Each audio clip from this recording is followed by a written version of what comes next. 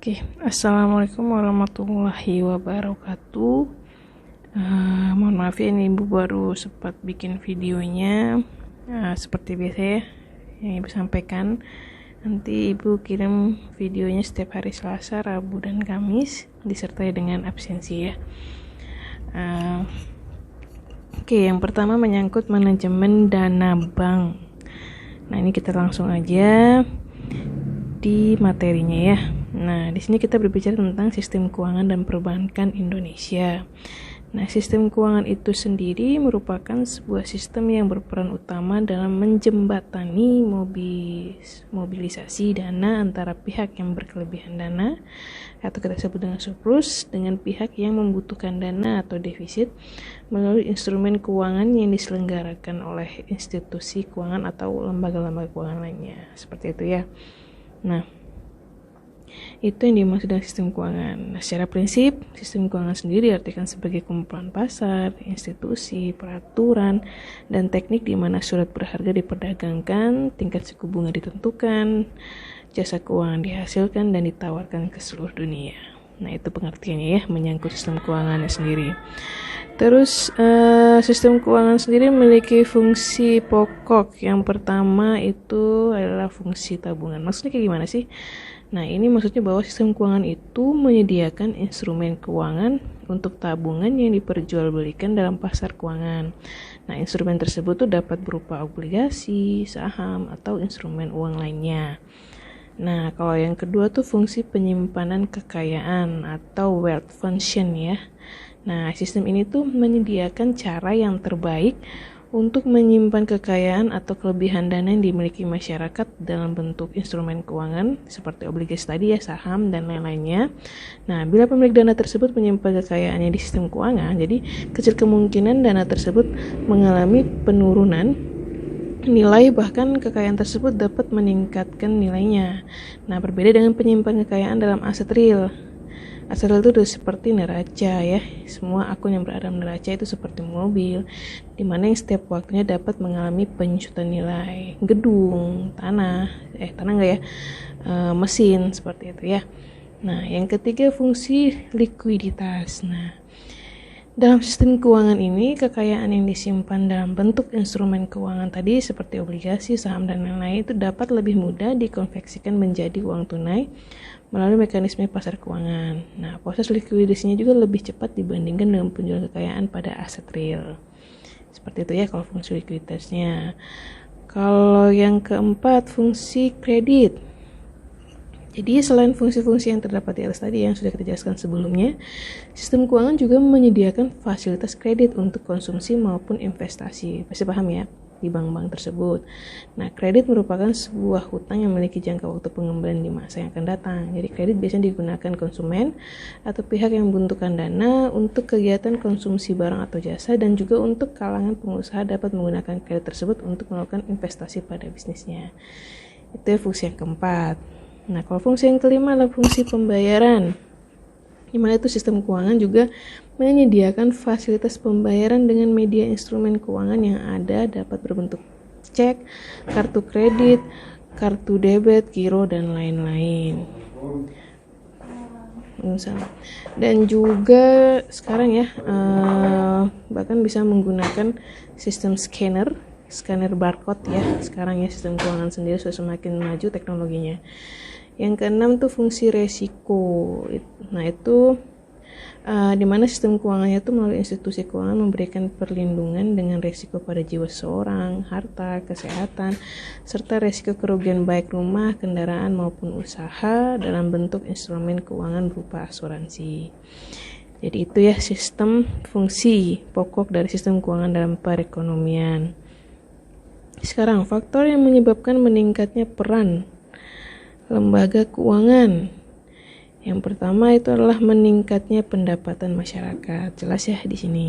Terus pengembangan industri dan teknologi. Benar banget nih. Denominasi instrumen keuangan. Ada denominasi maksudnya ada perubahan inovasi ya dalam penggunaan instrumen keuangan. Terus skala ekonomi dan produk jasa. Terus jasa likuiditas, keuntungan jangka panjang, dan resiko juga lebih kecil. Jelas contohnya gimana di bank-bank ya. Karena sekarang sistem keuangan sudah mulai berteknologinya semakin berinovasi, jadi tingkat resikonya juga, dalam arti mereka di sini kan semakin canggih juga mereka meningkatkan semakin tinggi sistem keamanannya, sehingga resikonya diretas atau dibobol oleh akun-akun yang niatnya tidak baik itu bisa dihalangi ya, seperti itu. Nah, lembaga keuangan sendiri merupakan badan yang melalui kegiatannya menarik dana dari masyarakat dan menyalurkannya ke masyarakat. Contohnya apa ya, bank-bank tadi ya, seperti itu. Nah, lembaga keuangan terdiri dari, tadi ya bilang ya, lembaga keuangan depository yaitu bank. Kalau non-depository itulah kontraktor institusi seperti lembaga pembiayaan, asuransi, dana pensiun, pasar uang, pasar modal, dan pegadaian. Nah, kalau sekarang tuh kayak KPR itu termasuk ya, lembaga non-depository. Nah, sekarang kita berbicara tentang bank. Bank sendiri itu adalah apa? Itu merupakan badan usaha yang menghimpun dana dari masyarakat dalam bentuk simpanan dan menyalurkannya kembali kepada masyarakat dalam bentuk kredit atau bentuk lainnya dalam rangka meningkatkan taraf hidup rakyat-rakyat. Ibu rasa kalau tentang bank ini kalian mungkin sudah paham ya, karena kalian juga sudah berkuliah atau sering bolak-balik bank, jadi udah paham lah apa itu bank. Nah, kalau dalam Undang-Undang Pokok Perbankan Nomor 14 Tahun 1967, di sini dia mendefinisikan bank sebagai lembaga keuangan yang usaha pokoknya memberikan kredit dan jasa dalam lalu lintas pembayaran dan peredaran uang. Nah, untuk kegiatan pokok sendiri dari bank itu adalah yang pertama menghimpun dana, yaitu giro, tabungan, dan deposito, memberi pinjaman atau kredit, yang ketiga pelayanan jasa keuangan kayak transfer ya, terus rekening koran, seperti itu.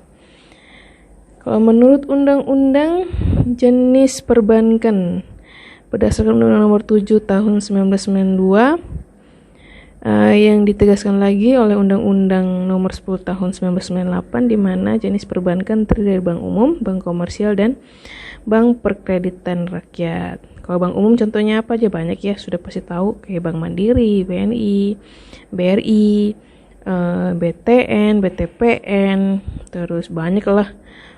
Di Jawa-Jawa tuh banyak-banyak macam ya itu bank-bank itu. Bank yang kalau bank syariah juga sekarang ya. Bank komersial kan bank umum, kalau bank syariah tuh banyak ya, kayak BSM, terus BNI Syariah, terus Muamalat, dan lain-lain yang sistem pengoperasiannya itu menggunakan syariah. Dan yang kedua adalah bank perkreditan rakyat. Banyak di sini. Kalau di Kupang tuh contohnya bank perkreditan rakyat 6 itu ya, Adik Wanino kalau nggak salah, dan lain-lainnya ya. Oke.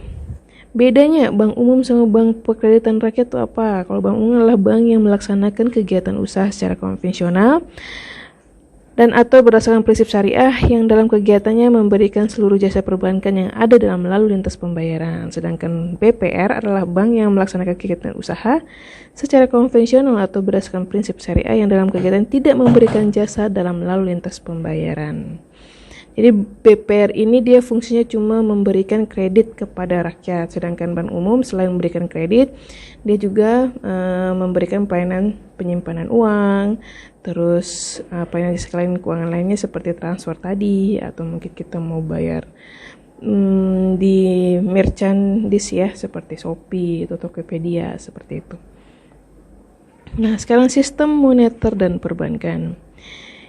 Yang termasuk dalam sistem moneter adalah bank atau lembaga yang ikut menciptakan uang giral. Nah, otoritasnya sendiri, sini BI sebagai lembaga dalam pengambilan kebijakan moneter juga merupakan sumber uang primer baik bagi perbankan, masyarakat maupun pemerintah.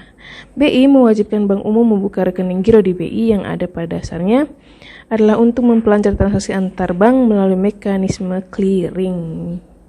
Ya, seperti itu. Oke, fungsi otoritas dari moneter sendiri. Yang pertama, menciptakan dan mengeluarkan uang kertas dan uang logam. Jelas itu ya. Yang kedua, memelihara cadangan devisa nasional. Dan yang ketiga, mengawasi sistem moneter. Oke. Dan yang berikutnya, kalau fungsi dari sistem moneter itu sendiri, yaitu menyelenggarakan mekanisme lalu lintas pembayaran yang efisien, cepat, akurat, dan biaya yang relatif kecil, melakukan fungsi intermediasi guna mempercepat pertumbuhan ekonomi, dan menjaga kestabilan tingkat bunga melalui pelaksanaan kebijakan moneter. Nah, mungkin sebelum kita bahas, sebenarnya tujuan akhir dari sebuah kebijakan moneter itu buat apa sebenarnya? Itu adalah suatu kondisi ekonomi yang makro yang ingin dicapai. Jadi tujuan tersebut tidak sama dari satu negara dengan negara lainnya. Jadi serta tidak sama dari waktu ke waktu. Jadi sesuai dengan negara masing-masing ya, kebijakan moneter itu seperti apa. Pada dasarnya tujuan kebijakan moneter ini sendiri tidak statis, namun dia tuh bersifatnya dinamis karena selalu disesuaikan dengan kebutuhan perekonomian suatu negara. Tapi kebanyakan negara menetapkan 4 hal yang menjadi tujuan dari kebijakan moneter, yaitu yang pertama, pertumbuhan ekonomi dan pemerataan pendapatan. Terus yang kedua, kesempatan kerja. Yang ketiga, kestabilan harga. Dan yang keempat, keseimbangan neraca pembayaran. Seperti itu ya. Nah, sesuai Undang-Undang Nomor 23 Tahun 99 tentang Undang-Undang BI, secara tegas dinyatakan bahwa tujuan pokok BI adalah mencapai dan memelihara kestabilan nilai rupiah. Nah, kestabilan nilai rupiah tercermin dari perkembangan laju inflasi serta nilai tukar rupiah terhadap mata uang asing. Ini paham ya? Jadi kita sekarang mau lihat nilai rupiah itu semakin rendahnya, kita lihat inflasinya itu naik apa turun.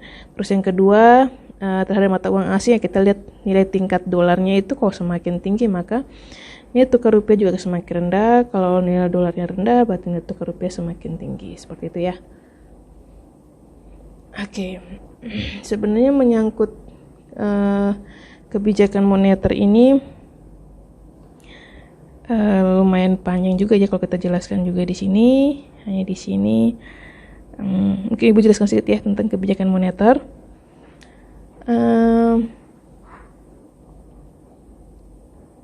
Jadi kebijakan moneter ini dia itu pertama yaitu mengedarkan mata uang sebagai alat pertukaran dalam perekonomian, dan dia mempertahankan keseimbangan antara kebutuhan likuiditas perekonomian dan stabilitas tingkat harga.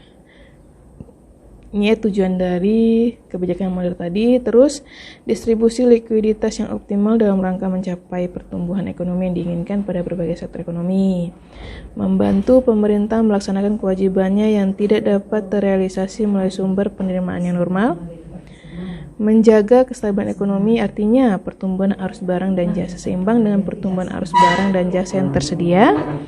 Menjaga kestabilan harga. Nah, harga ini suatu barang yang merupakan hasil interaksi antara jumlah uang yang beredar dengan jumlah uang yang tersedia di pasar. Yang berikutnya yaitu meningkatkan kesempatan kerja. Pada saat perekonomian stabil, pengusaha akan mengadakan investasi untuk menambah jumlah barang dan jasa, sehingga adanya investasi akan membuka lapangan kerja baru sehingga memperluas kesempatan kerja masyarakat. Dan yang terakhir, memperbaiki neraca perdagangan kerja masyarakat. Nah, dengan jalan meningkatkan ekspor dan mengurangi impor dari luar negeri yang masuk ke dalam negeri atau sebaliknya. Jadi itu ya fungsi dari kebijakan moneter sendiri atau kegunaannya. Buat apa sih sebenarnya? Seperti itu. Nah, ada pula instrumen-instrumen yang biasa tuh digunakan oleh pemerintah dalam pengambilan kebijakan moneter. Sebelumnya ya, apa yang mereka lihat di sini? Nah, di sini ya.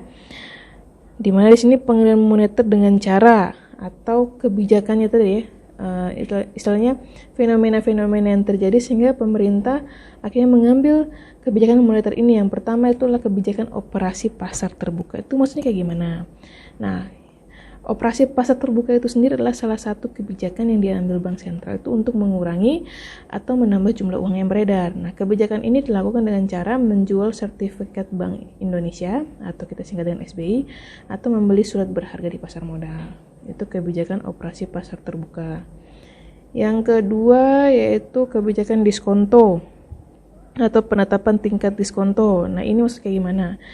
Diskonto itu sendiri adalah pemerintah mengurangi atau menambah jumlah uang yang beredar dengan cara mengubah diskonto bank umum. Jadi, jika Bank Sentral memperhitungkan jumlah uang beredar telah melebihi kebutuhan atau gejala inflasi, Bank Sentral mengeluarkan keputusan untuk menaikkan suku bunga. Nah, dengan menaikkan suku bunga ini maka akan merangsang keinginan orang untuk menabung, gitu ya. Ya pastilah ya, kalau bunganya semakin tinggi ya pasti kita kan tergesit untuk cepat-cepat menabung. Kadang-kadang orang juga ikut investasi juga ya supaya investasinya juga meningkat karena ada tingkatan dari suku bunga tadi. Terus yang ketiga, penetapan cadangan wajib minimum atau kebijakan cadangan kas. Nah, itu maksudnya bahwa Bank Sentral dapat membuat peraturan untuk menaikkan atau menurunkan cadangan kas atau kas rasio. Nah, Bank Umum ini dia menerima uang dari nasabah dalam bentuk giro, tabungan, ada deposito, sertifikat deposito, dan jenis tabungan lainnya. Nah, ada persentase tertentu dari uang yang disetorkan nasabah dan tidak boleh dipinjamkan. Nah, itu kebijakan dari penetapan cadangan wajib minimum. Dan yang terakhir adalah kebijakan kredit ketat atau pengaturan kredit dan pembiayaan lainnya. Nah, kebijakan kredit ini diberikan Bank Umum, tetapi pemberiannya harus benar-benar didasarkan pada syarat 5C, yaitu karakter, capability, collateral, capital, dan condition of economy. Jadi nggak asal beri kredit doang ya, bank ini harus melakukan analisis kredit terlebih dahulu yang menyatakan bahwa debitur ini benar-benar berhak atau layak untuk diberikan kredit. Karena jangan sampai kalau kita memaksakan juga nanti pihak kreditnya atau bank ini sendiri yang akan rugi nantinya. Nah, dengan kebijakan kredit ketat, jumlah uang yang beredar dapat diawasi juga, sehingga langkah kebijakan ini bisa diambil pada saat ekonomi sedang mengalami gejala inflasi. Sebenarnya satu lagi sih, di sini ibu lupa masukin ya. Yang terakhir itu adalah kebijakan dorongan moral. Nah, di mana Bank Sentral dapat juga mempengaruhi jumlah uang beredar dengan berbagai pengumuman, pidato, dan edaran yang ditunjukkan pada Bank Umum dan pelaku moneter lainnya. Nah, di mana isi pengumuman, pidato, dan edaran tadi dapat berupa ajakan atau larangan untuk menahan pinjaman tabungan ataupun melepaskan pinjaman. Nah, itu adalah pengendalian moneternya ya, atau kebijakan instrumen yang membuat para pemerintah membuat kebijakan moneter tadi. Nah, oke. Kalau mengatur dan menjaga kelancaran pembayaran dengan cara yang pertama melaksanakan dan memberi persetujuan penyelenggaraan sistem pembayaran. Yang kedua mewajibkan penyelenggara jasa sistem pembayaran melaporkan kegiatannya. Yang ketiga menetapkan penggunaan alat pembayaran, terus mengatur sistem clearing dalam rupiah dan falas, dan yang terakhir mengeluarkan dan menyebarkan uang rupiah. Kalau mengatur dan mengawasi bank, itu caranya seperti apa? Yang pertama, bisa memberikan atau mencabut izin usaha bank jika mereka melalaikan tugasnya dari yang seharusnya. Terus menetapkan ketentuan yang membuat prinsip kehati-hatian, ada prudential banking, ini jelas ya, harus teliti. Yang ketiga, melakukan pengawasan langsung dan tidak langsung pada bank di Indonesia. Dan yang keempat, mewajibkan bank menyampaikan laporan aktivitas usahanya dalam rangka pemeriksaan bank. Itu ya cara kita mengatur dan mengawasi bank. Oke, ini tadi sistem keuangan kita sudah di atas ya. Jadi ibu rasa nggak perlu kita jelasin lagi. Mungkin secara garis besarnya deh. Secara bagannya di sini ya, di mana sistem keuangan itu ada dua, yaitu sistem moneter dan non sistem moneter. Sistem moneter ini mengatur tentang apa? Mengatur tentang otoritas moneter dan perbankan ya. Nah, otoritas moneter di sini adalah Bank Indonesia. Dalam arti mereka adalah induk dari para bank-bank tadi, sehingga otoritasnya itu ada di Bank Indonesia. Sedangkan perbankan di sini yang menjadi di bawah dari otoritas moneter ini adalah Bank Umum, di mana terdiri dari bank konvensional dan syariah, dan yang kedua adalah BPR tadi. Nah, kalau non sistem moneter itu diperuntukkan untuk siapa? Itu untuk perusahaan pembiayaan seperti FIF, banyak ya. Kalau modal venture tuh ibu nggak tahu ya, ibu lupa. Kalau leasing tuh seperti FIF, Adira itu leasing, Credit Plus seperti itu ya. Terus perusahaan keuangan lainnya. Nah, kalau perusahaan pembiayaan itu ada modal Ventura, leasing, anjak piutang, kartu kredit, dan pembiayaan konsumen. Kalau perusahaan keuangan lainnya itu ada asuransi, dana pensiun, perusahaan sekuritas, perusahaan pemeringkat, perusahaan gadai, dan pialang pasar uang. Jadi itu ya. Kita lanjut. Yang berikutnya adalah aliran dana dalam sistem keuangan. Di sini kita lihat dari kebutuhan, di mana lender servernya itu ada di household, firma, pemerintah, dan foreigners. Itu sesuai kebutuhan ya, mereka menyiapkan financial intermediasinya itu, di mana keuangan juga secara tidak langsung dan juga bisa melalui pasar modal. Kalau pasar modal ini yang secara langsung, itu juga bisa diberikan pada household juga, pada firma juga, pada pemerintah, dan juga pada foreigners. Nah, sekarang resiko bank. Resiko bank di sini ada kredit, market, liquidity, operasional, legal, reputation, strategi, dan compliance atau kepatuhan. Nah, kalau resiko kredit yang pertama, itu adalah resiko kerugian yang dikaitkan dengan kemungkinan kegagalan klien membayar kewajibannya atau resiko di mana debitur itu tidak dapat melunasi hutangnya. Jadi, resiko kredit ini terjadi karena ketidakpastian atau kegagalan pasangan usaha atau counterparty memenuhi kewajibannya. Nah, resiko ini berasal dari berbagai kegiatan fungsional bank seperti kayak perkreditan, treasure, terus investasi, dan pembiayaan perdagangan yang tercatat dalam administrasi bank. Yang kedua, market atau resiko pasar. Nah, resiko ini adalah resiko kerugian yang pada naik turunnya tuh posisi neraca yang muncul akibat pergerakan pasar modal. Nah, resiko ini merupakan resiko gabungan yang terbentuk ini ada notification di atas. Resiko ini merupakan resiko gabungan terbentuk akibat perubahan suku bunga, terus perubahan nilai tukar, serta hal-hal lain ya yang menentukan harga pasar saham maupun ekuitas dan komoditas. Nah, kalau resiko kerugian yang disebabkan oleh perubahan harga pasar itu dapat terjadi ketika yang pertama, resiko harga atau price rise. Itu resiko kerugian dari pergerakan atau volatilitas suku bunga, nilai tukar, harga ekuitas, dan harga komoditas. Yang kedua itu resiko likuiditas. Nah, itu risiko jumlahnya itu tertentu dan dia itu tidak dapat terbayar karena kekurangan dana. Yang terakhir itu ada discontinuity. Itu resiko kerugian yang timbul dari kesenjangan harga pasar dan bukan karena pergerakan harga secara kontinu atau berkelangsungan ya. Dan yang ketiga adalah resiko likuiditas. Nah, risiko likuiditas ini terdiri atas dua. Yang pertama itu adalah resiko likuiditas aset dan yang kedua adalah risiko likuiditas pendanaan. Kalau yang aset ini tuh sering disebut juga dengan market atau produk liquidity risk yang timbul ketika suatu transaksi tidak dapat dilaksanakan pada harga pasar yang terjadi oleh karenanya besarnya nilai transaksi relatif kecil terhadap besarnya pasar.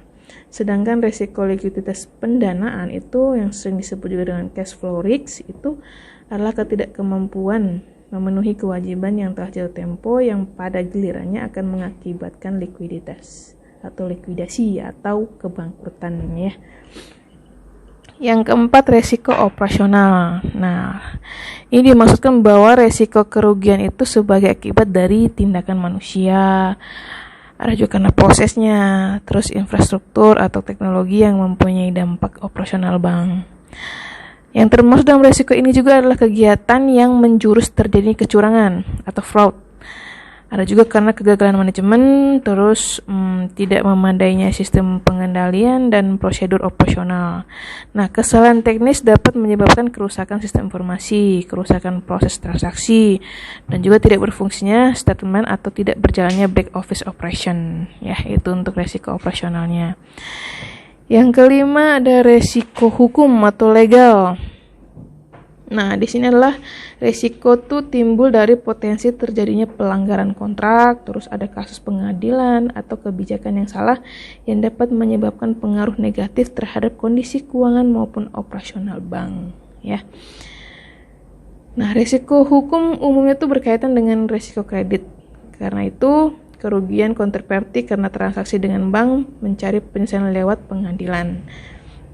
Nah, bentuk lain sendiri adalah gugatan pengadilan terhadap perusahaan yang dilakukan oleh para pemegang saham itu juga karena menderita kerugian yang besar. Nah, resiko hukum ini sendiri itu sering timbul karena terjadinya pelanggaran atau ketidaktaatan terhadap undang-undang. Jelas itu ya, karena tidak taat terhadap peraturan, regulasi atau praktek yang sudah disepakati atau ketika hak dan kewajiban hukum pihak-pihak yang bertransaksi tidak ditetapkan secara baik. Seperti itu ya. Terus resiko reputasi, dimana resiko itu muncul karena kerusakan potensial sebagai akibat opini negatif publik terhadap kegiatan bank, sehingga bank mengalami penurunan jumlah nasabah atau menimbulkan biaya besar karena gugatan pengadilan atau penurunan pendapatan bank. Jelas ya, kalau dari mulut ke mulut, jangankan bank ya, kalau kita sebagai manusia yang biasa aja, tiba-tiba muncul kesalahpahaman, udah diomongin dari A sampai Z, sehingga kita juga nama baik kita juga menjadi tidak baik, menjadi tidak bagus ya. Itu juga berlaku pada bank-bank, jangan kan bank juga pada instansi-instansi lain, contoh juga seperti KAP, Kantor Akuntan Publik, itu juga sering ya diuji reputasinya, karena mereka kan dituntut untuk harus bisa menyiapkan laporan keuangan yang sudah diaudit dengan senyata-nyatanya. Kalau seandainya ada kesalahan, otomatis reputasi mereka juga akan diuji di sini ya. Nah, yang berikutnya adalah risiko strategi. Nah, risiko ini tuh disebabkan karena adanya penetapan dan pelaksanaan strategi bank yang tidak tepat. Nah, ada juga karena pengambilan keputusan bisnis yang tidak tepat atau kurang responsifnya. Nah, bank terhadap perubahan eksternalnya. Nah, akibat dari keputusan yang tidak tepat ini juga bank harus mengeluarkan biaya yang besar dan gagal mencapai target bisnisnya. Di sini bank harus menetapkan rencana strategik dan rencana bisnis yang berjangka waktu sekurang-kurangnya 3 tahun ya, biasanya secara tertulis, dan melaksanakan kebijakan tersebut. Nah, rencana bisnis ini tuh biasanya ditetapkan oleh direksi dan mendapat persetujuan komisaris serta dikomunikasikan kepada pejabat atau pegawai bank yang pada setiap jenjangnya. Nah, rencana strategis dan rencana bisnis ini harus memiliki asumsi alternatif jika terdapat penyimpangan dari target yang akan dicapai akibat perubahan eksternal dan internal yang signifikan. Terus yang kedua tuh biasanya prosedur untuk mengukur kemajuan yang dicapai dari realisasi anggaran dan kinerja sesuai dengan jadwal yang ditetapkan. Itu ya untuk resiko strategi. Nah, kalau resiko kepatuhan atau compliance, itu disebabkan karena bank tidak mematuhi atau tidak melaksanakan peraturan perundang-undangan dan ketentuan lain yang berlaku. Ya, untuk menyangkut kepatuhan ini sama juga kayak tadi ya, enggak selamanya terhadap bank juga. Banyak juga profesi-profesi lain juga yang harus mematuhi perundang-undangan atau ketentuan-ketentuan yang diatur oleh profesinya masing-masing. Jadi kalau saya nggak patuh tuh ya otomatis efek lebih parahnya lagi terhadap reputasi juga ya. Semua saling berkaitan di sini. Jadi kalau nggak patuh ya akan berdampak pada reputasi, akan berdampak juga pada proses bisnis dari instansi tersebut. Di mana sini adalah kita bicara tentang bank tadi ya. Nah, jadi pada prakteknya tuh risiko kepatuhan melekat pada risiko bank yang terkait pada peraturan perundang-undangan dan ketentuan lain yang berlaku. Jadi seperti risiko kredit terkait dengan ketentuan kewajiban pemenuhan modal minimum atau KPMM, terus ada kualitas aktiva produktif, ada pembentukan penyisian aktiva produktif atau PPAP, ada batas maksimum pemberian kredit atau BMPK, ada risiko pasar yang terkait dengan ketentuan pasal devisa neto, PDN, risiko strategi terkait dengan ketentuan rencana kerja anggaran tahunan atau RKT bank, dan risiko lain yang terkait dengan ketentuan tertentu ya. Jadi itu adalah risiko-risiko bank tadi. Jadi banyak ya risikonya ya. Seperti itu. Dan sekarang ini ada yang terakhir, itu adalah perkembangan ya menyangkut dominasi bank terhadap sistem keuangan. Kalau bank umum tahun 2001 asetnya itu memberikan kontribusi sebesar 88%, besar ya. Tahun 2002-nya 86,4% dan yang 3 itu 85,1%. Ini nggak tahu ya kalau tahun-tahun sekarang ini kan Ibu ambil datanya yang tahun-tahun lama punya ya. Ibu tambahkan di sini. Ini mesti ini gambaran kecil menyangkut bagaimana sih dominasi dari bank tersebut terhadap sistem keuangan di Indonesia atau di negara kita sendiri. Kalau BPR bisa dilihat situ ya, asalnya cuma 4,7 ya, otomatis kontribusi cuma 0,4. Jadi sini yang paling besar kontribusinya terhadap sistem keuangan itu adalah bank umum ya, ketimbang BPR, ketimbang perusahaan asuransi, dana pensiun, perusahaan pembiayaan, perusahaan sekuritas, pegadaian. Itu kurang ya. Yang paling besar kontribusinya adalah bank di sini. Bahkan sampai saat ini pun yang paling besar adalah bank umum ya. Kenapa mendominasi ya? Karena mereka tuh kan basisnya basis kas ya, semua menyangkut tentang kas, sehingga tingkat penggunaan sistem keuangan bahkan yang berteknologi pun harus benar-benar lebih teratur, lebih controlling banget di sini, sehingga mereka juga otomatis memerlukan sistem keuangan yang teratur tadi ya, sehingga prosesnya juga harus bisa berjalan. Kalau tidak menggunakan sistem keuangan yang diatur atau menggunakan teknologi sistem keuangan yang lebih canggih lagi, otomatis mereka tidak bisa mempertahankan kelangsungan dari proses bisnis mereka. Jadi seperti itu ya. Nah, itu materi tentang manajemen dana bank menyangkut overview aja dulu ya. Ini menyangkut banking dan sistem keuangannya terlebih dahulu.